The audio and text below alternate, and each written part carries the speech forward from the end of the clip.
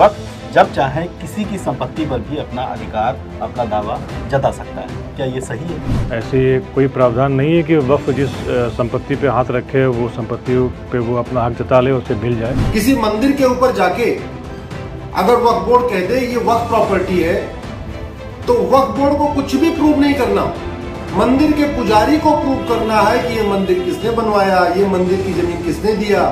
तो ऐसा कुछ नहीं है कि मंदिर वक्फ बोर्ड के इसमें आ जाएगा। वक्फ बोर्ड क्या है? गूगल से ये सवाल 41 करोड़ 70 लाख बार पूछा जा चुका है। आखिर वक्फ बोर्ड में ऐसा क्या है जो अचानक से करोड़ों लोगों में इसको लेकर दिलचस्पी पैदा हो गई?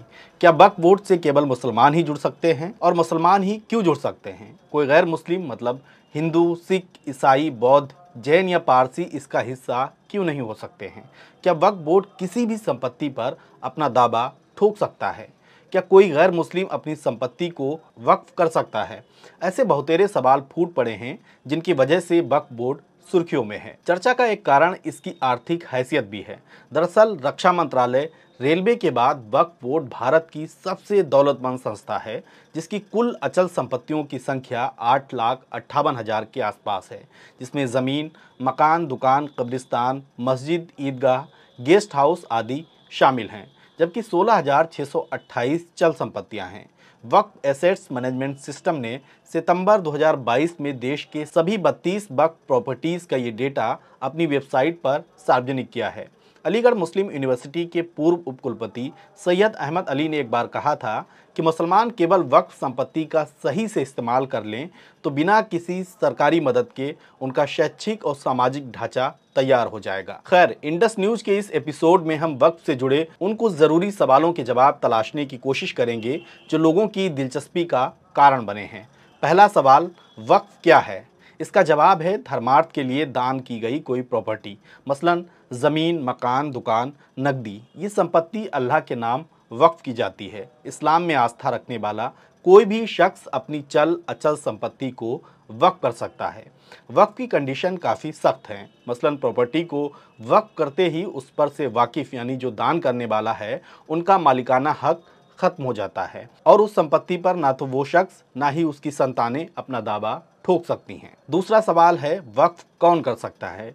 क्या गैर मुस्लिम भी अपनी प्रॉपर्टी वक्फ कर सकते हैं? इसका जवाब है कि इस्लाम में आस्था रखने वाला कोई भी महिला पुरुष अपनी संपत्ति वक्फ कर सकता है। गैर मुस्लिम अपनी प्रॉपर्टी को वक्फ नहीं कर सकते हैं। उदाहरण के लिए शिया वक्फ बोर्ड के पूर्व अध्यक्ष वसीम रिजवी ने जैसे ही इस्लाम धर्म छोड़कर सनातन धर्म स्वीकार किया तो उनकी वक्फ की सदस्यता रद्द हो गई, इसलिए क्योंकि वक्फ की व्यवस्था केवल इस्लाम के इंटरनल सिस्टम में है। तीसरी बात, वक्फ करने वाले की उम्र कम से कम 18 साल होनी चाहिए और वे मानसिक रूप से स्वस्थ हों। कोई इंसान वही संपत्ति वक्फ कर सकता है जो उसके खुद के नाम दर्ज हो। वक्फ किस मकसद के लिए किया गया है? वक्फनामा यानी एक तरह के एग्रीमेंट में इसका जिक्र करना होता है। वक्फ प्रॉपर्टी के संरक्षण का क्या है कानून और कौन करता है इसकी देखरेख? आज़ादी के बाद भारत में 1954 में वक्फ एक्ट बना था। इसके तहत एक केंद्रीय वक्फ परिषद बनाया गया।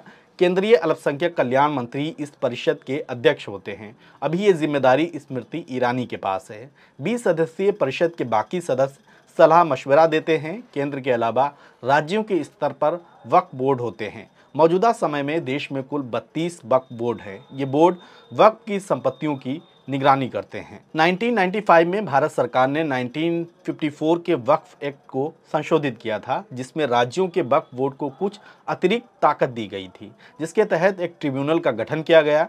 वक्फ बोर्ड से जुड़े मामलों का बोर्ड से निस्तारण न होने वाले मामले ट्रिब्यूनल के पास जाते हैं, जिन पर वहीं फैसला होता है। बोर्ड का काम वक्फ की संपत्तियों का रिकॉर्ड रखना, उसकी आमदनी का हिसाब किताब रखना होता है। ये भी देखना होता है कि वक्फ संपत्तियों का सही इस्तेमाल किया जा रहा है या नहीं। अब तमिलनाडु के उस मामले पर बात करते हैं जिसमें तिरची ज़िले के 18 गांव की सैकड़ों एकड़ भूमि पर वक्फ बोर्ड ने अपना मालिकाना हक जता दिया है। तिरुचेंतुरई गांव भी इसमें से एक है। तिरुचेंतुरई को लेकर ऐसी रिपोर्ट्स की भरमार है कि जिसमें कहा गया है कि बोर्ड ने गांव के 1500 साल पुराने मंदिर को भी वक्फ प्रॉपर्टी के अधीन बता दिया है, इस तर्क के साथ कि वक्फ किसी भी प्रॉपर्टी पर अपना दावा ठोक सकता है और इसके एवज में प्रॉपर्टी मालिक को ही ये साबित करना होता है कि वो संपत्ति वक्फ की नहीं है। मंदिर वाले भूमि के टुकड़े का मामला जांच का विषय है और बोर्ड इसकी जांच कर भी रहा है, लेकिन हकीकत में ऐसा नहीं है। वक्फ कानून के मुताबिक बोर्ड किसी मुसलमान की भी निजी संपत्ति पर अपना दावा नहीं जता सकता है।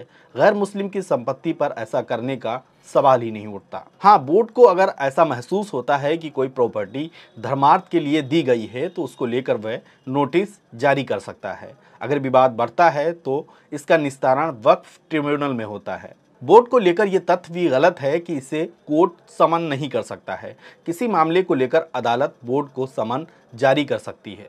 तमिलनाडु के तिरची की तरह ही अविनाशी का मामला भी काफ़ी चर्चा में है, जहां वक्फ बोर्ड के दावे के बाद सैकड़ों लोग अपनी ज़मीन पर मालिकाना हक को लेकर परेशान हो गए हैं। अविनाशी के देवेंद्र नगर के 32 साल के अल्बर्ट अपनी ज़मीन पर बैंक से कुछ लोन लेना चाहते हैं।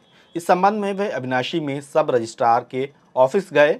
कागजात तलाशने के दौरान अधिकारियों ने उनसे कहा कि ये ज़मीन वक्फ बोर्ड की है और इसके लिए उन्हें बोर्ड से एनओसी लानी होगी। ये सुनकर अल्बर्ट सन्न रह गए। गांव पहुंचकर माजरा बताया। पता लगा कि गांव के 216 लोगों की ज़मीन का मालिक वक्फ बोर्ड है।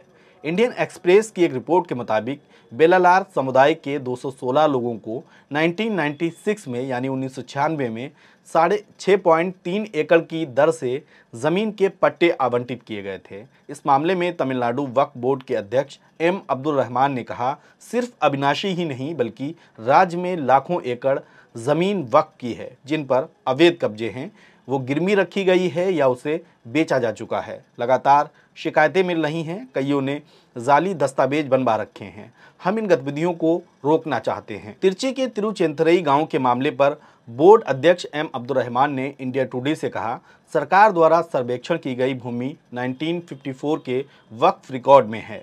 सब रजिस्ट्रार ऑफिस को इसका विवरण भेजा था। गांव बड़ा है और यहाँ विशाल संपत्तियां हैं। इसका रिकॉर्ड ठीक से देखा जा रहा है ताकि भ्रम की स्थिति को दूर किया जा सके। उन्होंने कहा कि हम इसका विवरण सब रजिस्ट्रार को देंगे। लोग जमीन पर काम करते रहेंगे लेकिन इसके स्वामित्व का दावा नहीं कर पाएंगे। मंदिर की भूमि पर कब्जे के आरोपों को रहमान ने खारिज किया है। उधर सुप्रीम कोर्ट के एडवोकेट अश्विनी उपाध्याय ने वक्फ एक्ट 1995 की धारा 4, 5, 6, 7, 8, 9 और 14 की संवैधानिकता को अदालत में चैलेंज किया है। पावर ऐसी दिया कि अभी आपने सुना ही है कि तमिलनाडु में एक पूरे गांव को इन्होंने वक्फ प्रॉपर्टी घोषित कर दी।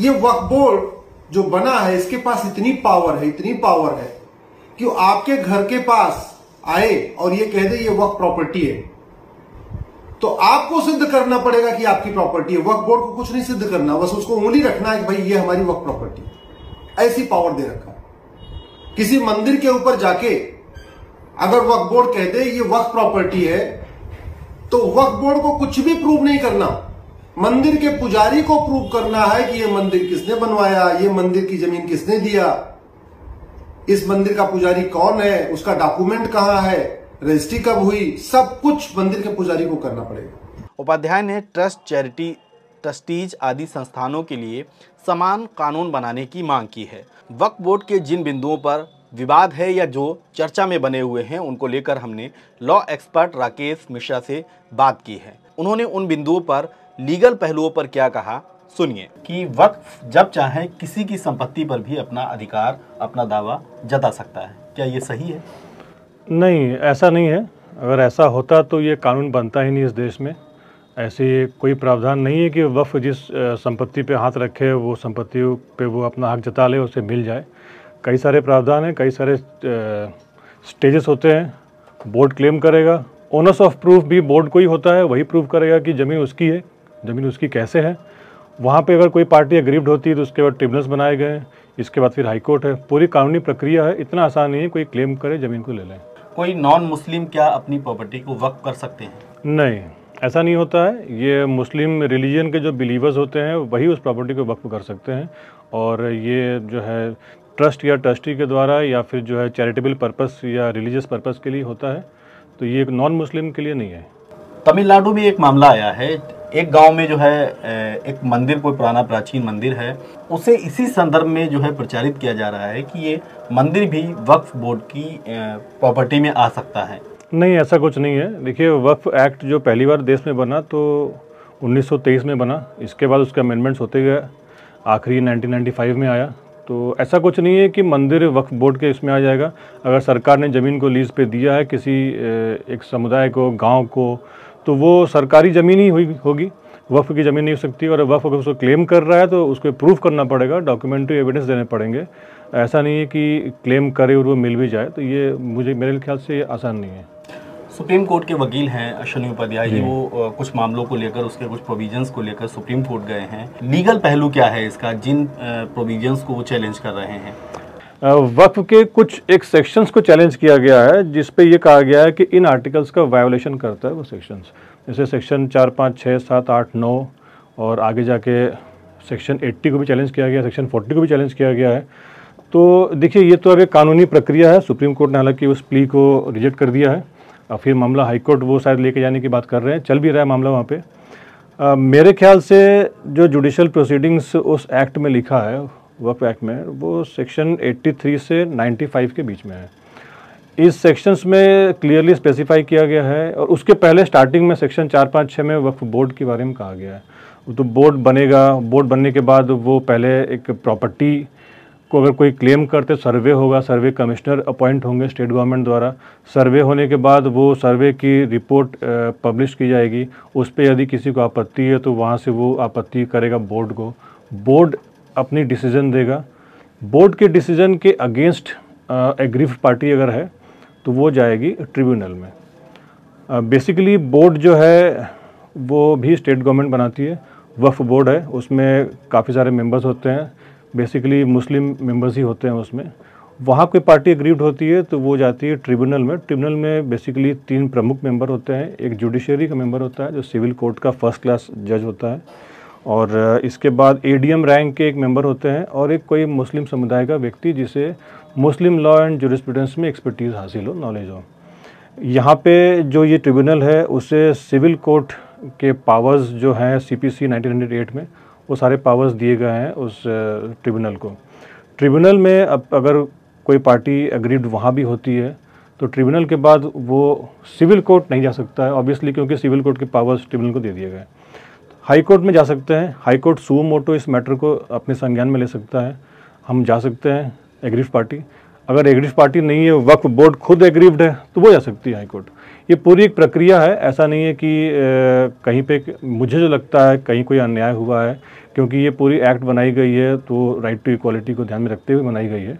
अगर किसी को लगता है कि मेरी ज़मीन ऐसी कुछ है जो गलत कोई चैलेंज कर रहा है, तो आप, जाहिर सी बात है, बोर्ड से लेके आप हाई कोर्ट तक और आगे आप उसको अपील कर सकते हैं और पूरा न्याय मिलेगा उसमें। इस देश में ऐसी बात नहीं है।